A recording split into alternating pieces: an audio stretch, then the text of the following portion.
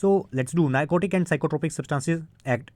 सो ये एक्ट सबसे पहले देख सकते हो आप, ओपियम एक्ट आया था इन्हीं नशीले सब्सटेंस और नारकोटिक ड्रग्स को मैनेज करने के लिए। सो सबसे पहले आया था हमारा 1857 में, उसके बाद आया 1878 में, फिर उसके बाद आया डेंजरस ड्रग एक्ट जो है हमारा 1930 में, which all these three act has some limitations, drawbacks, which was not able to completely manage the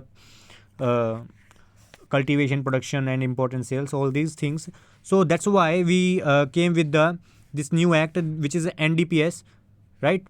So it came in 4 November and 1985, remember this is 1985 में आया था वो, ठीक है। After this was efficient to manage the manufacturing, cultivation, sales, import of the narcotic drugs and psychotropic substances का, ठीक है। I hope you got this.